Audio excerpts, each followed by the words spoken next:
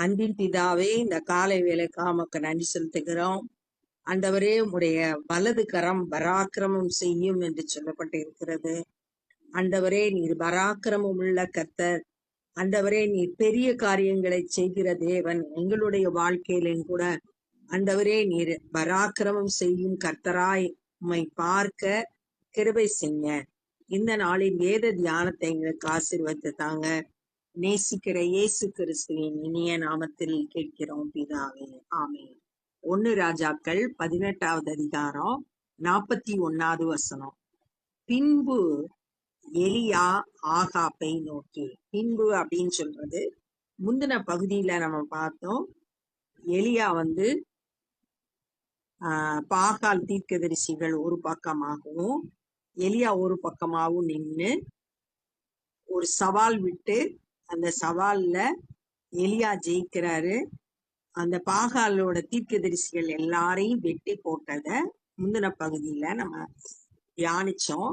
அந்த பாகால் தீர்க்கதரிசிகள் எல்லாம் வெட்டி போட்ட பின்பு எலியா ஆகாப்பை நோக்கி. ஆகாப் இஸ்ரவேலோட ராஜாவை பார்த்து, நீர் போஜன பானம் பண்ணும், பெருமழையின் இரைச்சல் கேட்கப்படுகிறது என்றான். இப்ப மழை இல்லாம தான் தேசத்துல பஞ்சம் ஏற்பட்டுச்சு. ஜனங்கள் கஷ்டப்பட்டாங்க. ராஜா எங்கேயாச்சும் தண்ணி கிடைக்குதா அப்படின்னு தேடிதான் இப்ப வந்தா. நீ போ, பெரு மழையின் இரைச்சல் கேட்கப்படுகிறது அப்படின்னு சொல்றாங்க. மழை பெய்யல, ஆனா சத்தத்தை நான் கேட்கிறேன் அப்படின்னு சொல்லிட்டு எலியா சொல்றேன். ஏன்னா 18வது அதிகாரம் 1வது வசனத்துல கர்த்தர் எலியாட்ட சொல்றாரு, பெரிய மழைய நான் கட்டளையிடுறேன், நீ போய் ஆகாப்பு பொண்ணைய காட்டு அப்படின்னு சொல்லிட்டு கர்த்தர் சொல்லி அனுப்புறாரு. அந்த வார்த்தைய அப்படியே விசுவாசித்து அந்த வார்த்தைய இப்ப எலியா பேசுறாரு. ஒருவேளை மழைய நேர பார்க்கலனா கூட விசுவாசமா கர்த்தர் பெரும் மழையின் இரைச்சல் கேட்கப்படுகிறது அப்படின்னு சொல்லிட்டு அவர் பேசுகிறார். போஜன பானம் பண்ண போனான். பின்பு எலியா கர்மேல் பர்வதத்தினுடைய சிகரத்தின் மேல் ஏறி தரையிலே பணிந்து தன் முகம் தன் முழங்காலில் படக்குனிந்து. இப்ப கர்மேல் பர்வதத்தோட உயரத்துல ஏறி தரையிலே பணிந்து கர்த்தரை பணிந்து கொள்றார், தன்னை தாழ்த்துறார். தன் முகம் தன் முழங்காலில் படக்குனிந்து தன்னை தாழ்த்தி அவர் ஜெபம் பண்றத இங்க சொல்லப்பட்டிருக்கு. நம்ம 17வது அதிகாரம் 21வது வசனத்துல கூட எலியா ஜெபம் பண்ணும்போது 3 முறை தரையில முகங்குப்புற விழுந்து ஜெபம் பண்ணாரு அப்படின்னு சொல்லிட்டு சொல்லப்பட்டிருக்கு. தன்னை தாழ்த்தி தேவ சமூகத்துல எலியா ஜெபம் பண்றார். தன் ஊழியக்காரனை நோக்கி, நீ போய் சமுத்திர முகமாய் பார் என்றார். போய் சமுத்திரத்துல போய் பாரு. அவன் போய் பார்த்து ஒன்றும் இல்லை என்றான். பார்த்துட்டு ஒண்ணுமே இல்ல, மழை இல்ல அப்படின்றத சொல்றான். நீ இன்னும் 7 தரம் போய் பார். எலியா சோர்ந்தெல்லாம் போல விசுவாசத்துல உறுதியா இருக்காரு. 7 தடவை போய் பார்த்துட்டு வா அப்படின்னு சொல்றாரு. 7ஆம் தரம் அவன், இதோ சமுத்திரத்திலிருந்து ஒரு மனுஷனுடைய உள்ளங்கை அத்தனை சிறிய மேகம் எழும்புகிறது என்றான். ஒரு சின்ன மேகம் எழும்புது. ஆரம்ப கட்டத்தை இது காட்டுது. அற்புதம் நடக்க போகுது. அதுல ஒரு சின்ன மேகத்தை பார்க்கிறேன். அப்பொழுது அவன், நீ போய் ஆகாப்பை நோக்கி, மழை உம்மை தடை செய்யாதபடி ரதத்தை பூட்டி போய்விடும் என்று சொல் என்றான். தன் வேலைக்காரனை கூப்பிட்டு, ஆகாப் ராஜாவை சீக்கிரம் போக சொல்லு, மழை தடை பண்ணிடக்கூடாது அப்படின்னு சொல்லிட்டு சொல்றான். பார்த்தது சின்ன மேகம், ஆனா அவருக்குள்ள இருந்த அந்த விசுவாசத்தை பாக்குறோம். குழப்பமே படல. எல்லா நேரமும் விசுவாசத்தோடு பெருமழை பெருமழை அப்படின்னு சொல்லிட்டு அந்த மழை உன்னை தடை பண்ணிடக்கூடாது நீ போ அப்படின்னு சொல்லிட்டு பேசுகிறத பார்க்க. அதற்குள்ளாக வானம் மேகங்களிலும் காற்றினாலும் கருத்து பெருமழை உண்டாயிற்று. மேகம் காத்து இதெல்லாம் மழையோட அறிகுறி. அது அதுக்கப்புறம் பெருமழை உண்டாயிற்று. ஆகாப் ரதத்திலே ஏறி இஸ்ரேலுக்கு போனான். தன்னுடைய வீடு இருக்கிற இடத்துக்கு ஆகாப் ராஜா போயிட்டான். கர்த்தருடைய கை எலியாவின் மேல் இருந்ததினால் அவன் தன் அறையை கட்டிக்கொண்டு இஸ்ரேலுக்கு வருமட்டும் ஆகாப்புக்கு முன் ஓடினான். ஆகாப் ரதத்துல போறான். ஆனா எலியாவை கர்த்தருடைய கை அப்படின்ற பழைய ஏற்பாட்டுல கர்த்தருடைய கை எங்கெல்லாம் வருதோ அது பரிசுத்த ஆவியானவரை குறிக்குது. பரிசுத்த ஆவியானவர் எலியா மேல இருந்ததுனால அந்த ரதத்தை முந்தி ஓட செய்தார். இதே மாதிரி ஒரு சம்பவம் புதிய ஏற்பாட்டுல கூட நம்ம பார்க்கலாம். அப்போஸ்தலர் 8வது அதிகாரத்துல பிலிப்பு அப்படின்ற தீர்க்கதரிசிட்ட ஆண்டவர் பேசுறாரு. பரிசுத்த ஆவியானவர் அவரை கந்தாகிய மந்திரி போற ரதத்துல போறான். அந்த ரதத்தை ஒட்டி ஓடுறதுக்கு பரிசுத்த ஆவியானவர் பிலிப்புவை நடத்துறாரு. அவர் ஊழியம் முடிச்ச பிறகு அங்கிருந்து பரிசுத்த ஆவியானவர் பிலிப்புவை கொண்டு போயிட்டாரு அப்படின்னு சொல்லிட்டு பார்க்கிறோம். அப்ப ஆவியானவர் செயல்படுறாரு. எலியா மேல ஆவியானவர் இருந்ததுனால ஆகாப்புக்கு முந்தி ஓட செய்தார். நம்மளும் கூட பரிசுத்த ஆவியினால நிரப்பப்படும் போது நம்ம அசாதாரணமான காரியங்களை செய்யறதுக்கு கர்த்தர் பலப்படுத்துவார். இங்க எலியாவை ரதத்துக்கு முந்தி ஓட செய்தார். 1 ராஜாக்கள் 19வது அதிகாரம். எலியா செய்த எல்லாவற்றையும் அவன் தீர்க்கதரிசிகள் எல்லாரையும் பட்டயத்தால் கொன்று போட்ட செய்தி அனைத்தையும் ஆகாப் ஏசபேலுக்கு அறிவித்தான். ஆகாப் போய் தன்னுடைய மனைவியாகிய ஏசபேலுக்கு நடந்த எல்லா காரியத்தையும் சொல்றான். பாகால் தீர்க்கதரிசிகள் எல்லாம் வெட்டி போட்டுட்டான் அப்படின்னு சொல்லிட்டு, வானத்துல இருந்து அக்கினி பலிபீடத்துல இருந்ததை பட்சித்து போட்டது, அது எல்லாத்தையும் சொல்லி எலியா தீர்க்கதரிசிகளை கொன்று போட்டான்னு தன்னுடைய மனைவிட்ட சொல்றான். அவ பாகால வணங்கக்கூடியவ, பொல்லாத பெண். அவ அறிவித்தான். அப்பொழுது ஏசபேல் எலியாவினிடத்தில் ஆள் அனுப்பி அவர்களில் ஒவ்வொருவனுடைய பிராணனுக்கு செய்யப்பட்டது போல நான் நாளை இந்நேரத்தில் உன் பிராணனுக்கு செய்யாதே போனால் தேவர்கள் அதற்கு சரியாகவும் அதற்கு அதிகமாகவும் எனக்கு செய்ய கடவர்கள் என்று சொல்ல சொன்னார். ராணின்ற அதிகாரத்தை பயன்படுத்தி அவ பேசுறா. எப்படி நீ பாகால் தீர்க்கதரிசிகளை கொன்னியோ அது போல நான் நாளை இந்நேரம் டைமை குறிக்கிறா, நீ சாக போற அப்படின்ற செய்திய சொல்றான். அவனுக்கு அது தெரிய வந்த போது எழுந்து தன் பிராணனை காக்க யூதாவை சேர்ந்த பேர்சபாவுக்கு புறப்பட்டு போய் தன் வேலைக்காரனை அங்கே நிறுத்தி விட்டான். இப்ப அந்த செய்தியை தெரிஞ்ச உடனே ஏசபேல் தன்னை கொலை செய்ய வகை தேடுகிறாள் அப்படின்ற செய்தியை கேட்டவுடனே தானா தன்னுடைய பிராணனை காக்கிறதுக்கு ஒரு முயற்சி எடுக்கிறார். இப்ப அவருக்குள்ள அதுக்கு முந்தின அதிகாரத்துல பெரிய காரியத்தை செய்ததா பார்த்தோம். வானத்துல இருந்து அக்கினி வந்தது, பலிபீடத்துல அந்த பெரிய காரியத்தை செய்தாரு. அதுக்கப்புறம் பெரிய மழை வந்தது. 3.5 வருஷத்துக்கு அப்புறம் முதல் முறையா மழை வந்தது. இதெல்லாம் நடந்தது. ஆனா இப்ப அவருக்குள்ள ஒரு சோர்வு வந்துருச்சு.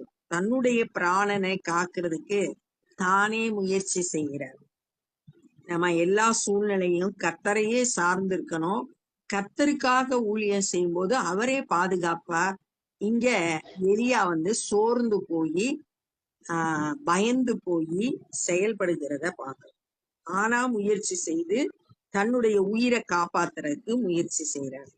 பேர்சபாக்கு வந்தோடனே அங்க தன்னுடைய வேலைக்காரனை நிறுத்திடுறான். தான் மட்டும் தனியா போனான். ஏன்னா தன்னுடைய உயிரை காப்பாத்தணும் அப்படின்றதுக்காக யாரையும் தான் கூட கூட்டிட்டு போல. அவன் வனாந்திரத்தில் ஒரு நாள் பிரயாணம் போய் ஒரு சூறை செடியின் கீழ் உட்கார்ந்து தான் சாக வேண்டும் என்று கோரி. நம்மளா முயற்சி செஞ்சோம்னா அது கட்டாயம் தோல்வியில தான் முடியும். இப்ப எலியா நான் சாகணும் அப்படின்னு சொல்லிட்டு, போதும் கர்த்தாவே, என் ஆத்துமாவை எடுத்துக்கொள்ளும், நான் என் பிதாக்களை பார்க்கிலும் நல்லவன் அல்ல என்று சொல்லி, என்னோட பிதாக்களை விட நான் நல்லவன் கிடையாது, என்னை எடுத்துக்கொள்ளுங்க. சாவை விரும்புகிற எலியாவை பார்க்க. ஆனா அவருடைய வாழ்க்கையில ஆண்டவர் நிறைய திட்டங்களை வச்சிருந்தாரு. ஆனா இவருடைய சொந்த முயற்சியில தன்னை காப்பாத்தணும்னு நினைக்கும் போது அதெல்லாம் பிளாக் ஆகும்படியா தன்னுடைய உயிரை எடுத்துக்கோங்க, போதும், நான் கர்த்தருக்காக செயல்பட்டது போதும் அப்படின்னு சொல்லிட்டு சொல்றாரு. சாவ விரும்புறார். ஒரு சூறை செடியின் கீழ் படுத்துக்கொண்டு நித்திரை பண்ணினார். அப்பொழுது இப்ப சொல்லிட்டு ஜெபம் பண்ணிட்டு நல்லா தூங்கிட்டான். எலியா நல்லா படுத்து தூங்கிட்டான். அப்பொழுது ஒரு தூதன் அவனை தட்டி எழுப்பி, எழுந்திரு, போஜனம் பண்ணு என்றான். ஒரு தேவ தூதன் எழுந்து சாப்பிடு அப்படின்னு சொல்றான்.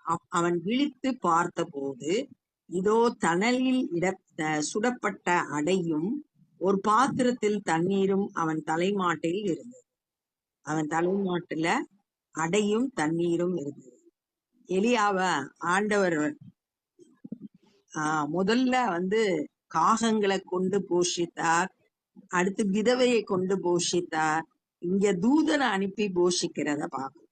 நிறைய இயற்கைக்கு அப்பாற்பட்ட விதங்கள்ல கர்த்தர் எலியாவை போஷிக்கிறத நம்ம பாக்குறோம்.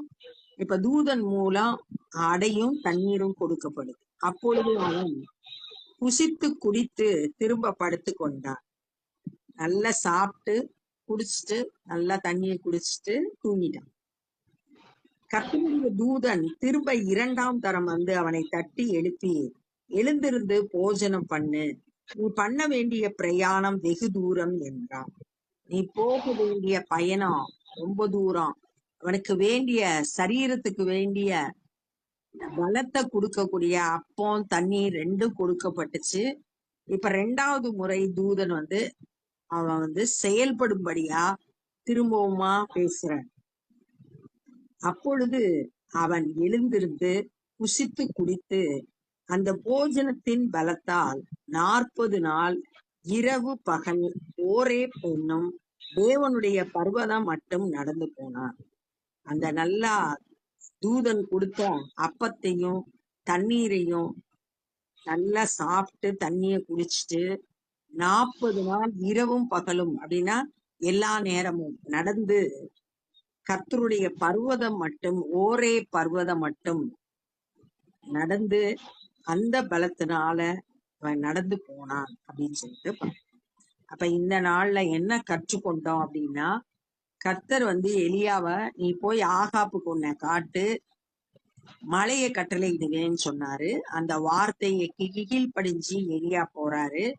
ஆகாப்ப பார்த்து நான் இப்ப பெரிய மலையோட இறைச்சலை கேக்குறேன் அப்படின்னு சொல்லிட்டு, அதனால நீ சீக்கிரமா கிளம்பி போனாரு.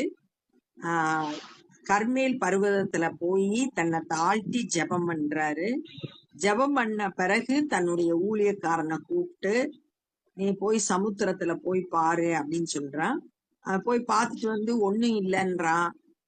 அப்ப 7 தடவை போய் பார்த்துட்டு வான்னு சொல்றான். அந்த 7ஆவது தடவை பார்க்கும்போது ஒரு சின்ன மேகம் எழும்புது. உடனே தன்னுடைய வேலைக்காரனை பார்த்து, நீ ஆகாப்ட போய் பெரும் மழை தடை பண்ணாதபடிக்கு ரதத்தை பூட்டிட்டு போ அப்படின்னு சொல்லிட்டு சொல்றத பார்த்தோம். அதே மாதிரி மழை வந்துச்சு. கர்த்தருடைய ஆவியானவர் எலியா மேல இருந்ததுனால அந்த ஆகாப் ரதத்துக்கு முந்தி இவன் ஓடினான் அப்படின்னு சொல்லிட்டு பார்த்தோம். அப்புறம் எலியா செய்த எல்லாத்தையும் பாகால் தீர்க்கதரிசி 450 பேரும் பட்டயத்தால வெட்டி கொல்லப்பட்ட செய்தியையும் ஆகா போய் தன்னுடைய மனைவியாகி ஏசபேல்கிட்ட சொல்றான். உடனே அவ சொல்றா, எலியாவுக்கு செய்தி அனுப்புறா, நீ நாளைக்கு நேரத்துல உன் உயிரை நான் எடுத்துருவேன் அப்படின்னு சொல்லிட்டு சொல்றா. தன்னுடைய அதிகாரத்தை பயன்படுத்தி எலியாவை அழிக்கும்படியா திட்டம் போடுறா. இந்த செய்தியை கேட்ட உடனே எலியா தானா செயல்படுறான். தன்னுடைய பிராணனை காத்துக்கிறதுக்கு யூதா தேசத்துக்கு போறான். இஸ்ரவேல் தேசத்துல இருந்து யூதா தேசத்துக்கு போய் அங்க பேர்சபால தன்னுடைய வேலைக்காரனை விட்டுட்டு தான் மட்டும் வனாந்திரத்துல ஒரு நாள் பிரயாண தூரமா போய் ஒரு சூறை செடியின் கீழே இருந்து ஒரு சோர்ந்து போய் ஒரு ஜெபம் பண்றாரு. போதும் கர்த்தாவே, என் ஆத்துமாவை எடுத்துக்கொள்ளுங்க, நான் நல்லவன் கிடையாது அப்படின்னு சொல்லிட்டு ஜெபம் பண்றாரு. ஆண்டவர் ஜெபத்துக்கு பதில் கொடுக்கிறவர் ஒரு தூதனை அனுப்பி அவரை தட்டி எழுப்பி போஜனம் பண்ணோம்னு சொன்ன உடனே அவர் முன்னாடி அடையும் தண்ணீரும் இருந்துச்சு. நல்லா சாப்பிட்டு குடிச்சிட்டு தூங்கி திரும்ப படுத்துட்டாரு. அப்ப கர்த்தருடைய தூதன் 2வது தடவை தட்டி எழுப்பி போஜனம் பண்ணுன்றாரு. எழுந்து நல்லா சாப்பிட்டு தண்ணி குடிச்சிட்டு அந்த போஜனத்தோட பலத்தினால, இந்த தேவதூதன் கொடுத்த அந்த போஜனத்தோட பலத்தினால சோர்ந்து போயிருக்கிற அவனுக்கு கர்த்தரிடத்திலிருந்து வந்த அந்த அப்பமும் அடையும் தண்ணீரும் பலத்தை கொடுத்துச்சு. அவன் செல்ல வேண்டிய தூரம் வெகு தூரம். அந்த பிரயாணத்துல அது பலனா இருந்துச்சு. இரவும் பகலும் 40 நாள் நடந்தான். தேவனுடைய பர்வதம் மட்டும் நடந்து போனான். சோர்ந்து போயிருக்கும் போது கர்த்தருடைய வார்த்தை நம்மளை பலப்படுத்தும். அந்த சோர்வு மேற்கொண்டு கர்த்தருக்காய் வாழ்றதுக்கு அந்த பலன் நமக்கு ரொம்ப அவசியம். இப்ப நம்ம ஜெபம் பண்ண போறோம். அன்பின் பிதாவே, இந்த நாள்ல நாங்க கற்றுக்கொண்டு வேத பகுதிக்காய் நன்றி செலுத்துறோம். ஆண்டவரே, எலியா மேல பரிசுத்த ஆவியானவர் இருந்ததுனால இயற்கைக்கு அப்பாற்பட்ட விதத்துல செயல்பட்டதை தியானித்தோம். அது போல எங்களுக்கும் நீங்க பரிசுத்த ஆவிய கொடுத்திருக்கிறீங்க. எங்களை பலப்படுத்துறீங்க. எங்களோடு கூட இருந்து எங்களை வழி நடத்துங்க. ஆண்டவரே, மை ஸ்தோத்தரிக்கிறோம். ஆண்டவரே, மை துதிக்கிறோம். ஆண்டவரே, ஸ்தோத்திரம். ஆண்டவரே அப்பா, எதிரிகள் மூலம் ஆண்டவரே சொல்லப்பட்ட வார்த்தையை கேட்டு பயந்து போயிருந்த எலியாவை குறித்து தியானித்தோம். அது போல நாங்களும் பிசாசன் கொண்டு வருகிற எல்லா சோர்வுகளிலிருந்தும் உம்முடைய வார்த்தையினால பலப்பட்டு மேற்கொண்டு எங்களுடைய ஓட்டத்தை ஓடி முடிக்க கர்த்தர் கிருபை செய்யுங்க. எல்லா சூழ்நிலையிலும் வெற்றி பெற்றவர்களாய் உம்முடைய நாமத்தை மகிமைப்படுத்த கிருபை செய்யுங்க. இந்த நாள்ல சுவிசேஷ பணி செய்கிறவங்களை உம்முடைய கரத்துல எடுத்து பயன்படுத்துங்க. நாங்களும் எங்களால் இயன்ற ஊழியங்களை செய்ய ஒப்பு கொடுக்கிறோம். நேசிக்கிற இயேசு கிறிஸ்துவின் இனிய நாமத்தில் கேட்கிறோம் பிதாவே, ஆமென். என் ஆத்துமாவே கர்த்தரை ஸ்தோத்திரி, என் முழுவதுமே பரிசுத்த நாமத்தை ஸ்தோத்திரி. என் ஆத்துமாவே கர்த்தரை ஸ்தோத்திரி, கர்த்தர் செய்த சகல உபகாரங்களை மறவாதே. ஆமென். God bless you.